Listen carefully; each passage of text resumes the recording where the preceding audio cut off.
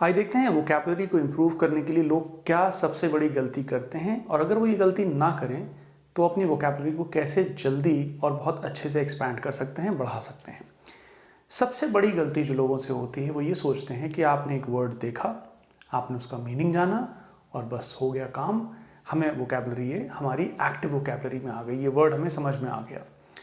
अगर आप ये करेंगे तो हो सकता है वो वर्ड आपको 1 दिन, 2 दिन, 3 दिन, 5 दिन याद रहे, लेकिन मैं गारंटी के साथ कह सकता हूँ कि आपको कुछ दिन के बाद वो वर्ड, उसका मीनिंग, उससे कुछ भी रिलेटेड चीज़ आपको याद नहीं रहेगी। ऐसा क्यों होता है इस पे बात करेंगे, और ऐसा ना हो इसके लिए आप क्या करें इस पे बात करेंगे।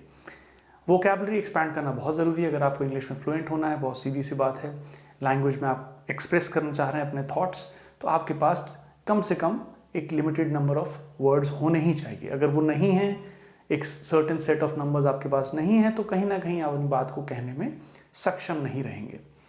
तो क्या करें, कैसे वर्ड से वोकैबुलरी बढ़ाएं? सबसे अच्छा तरीका है वोकैबुलरी बढ़ाने का, आप कुछ पढ़ रहे हैं, कुछ सुन रहे हैं, वहाँ आपको कोई वर्ड मिला जो आपको समझ में नहीं आया, उस पर रिसर्च करिए। वो कैसे कर रही हैं उस पर बात करेंगे। अगर आप डे टू डे कहीं कोई पेज फॉलो कर रहे हैं, कोई चैनल फॉलो कर रहे हैं और वहाँ पे एक वर्ड ऑफ द डे ऐसे कुछ आता है, तो वैसे भी आप कर सकते हैं, लेकिन केवल वर्ड और उसका मीनिंग जान के रुक ना जाएं। आपको क्या क्या करना चाहिए? आपको उस वर्ड का मीनिंग जानना है, पहला नंबर। दूसरा, आपको देखना है कि वो सेंटेंसेस में यूज़ कैसे किया जाता है, क्योंकि कई वर्ड्स सिनोनिम्स होते हैं, कई वर्ड्स ऐसे होते हैं जिनके मीनिंग सेम होते हैं, लेकिन उनको आप एग्जैक्टली सेम तरीके से यूज़ नहीं कर सकते। तो उसके कम से कम 2 से 3 सेंटेंसेस देखिए कि आप उसको कैसे इस्तेमाल कर सकते हैं। ये हुई दूसरी बात। मीनिंग देखा, सेंटेंसेस में इस्तेमाल कैसे कैसे कर सकते हैं ये देखा। प्रोनाउंसिएशन क्या है, कैसे बोला जाएगा ये वर्ड। अब ये क्या करेंगे, कई लोग गैस वर्क करने लगते हैं, वो ना करें बिल्कुल। किसी ऑनलाइन डिक्शनरी पे जाएं या कहीं कोई बोल रहा है नेटिव स्पीकर, उसको सुने, तो उससे आपको प्रोनाउंसिएशन मिलेगा।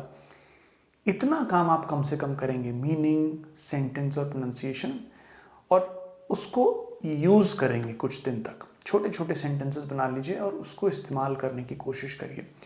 ये अगर आपने 3-4 दिन एक वर्ड के साथ कर लिया तो ये वर्ड आपका पक्का हो जाएगा। कहीं अगर आप जर्नल मेंटेन करते हैं, कहीं कोई नोटबुक मेंटेन करते हैं, वहाँ 10 मिनट का काम है, एक वर्ड लिखिए, मीनिंग लिखिए, सेंटेंस 2-3 लिख लीजिए, उसके आगे कैसे प्रोनाउंस करना है ये याद रखिए, या लिख भी लीजिए। IPA के सिंबल्स होते हैं, अगर आप वो सीख लें, मैं उस पर भी बात करूँगा आगे, तो क्या ही बात है। तो आपको एक वर्ड के साथ थोड़ा टाइम स्पेंड करना है, जैसे आप लोगों के साथ टाइम स्पेंड करते हैं उनको जानने के लिए, वैसे ही आपको वर्ड्स के साथ भी टाइम स्पेंड करना होता है, तभी आप उनको अच्छे से और लंबे समय तक याद रख पाएंगे। तो कहीं कोई डाउट बना रह गया हो, please let me know in the comments. I hope it helps. Take care.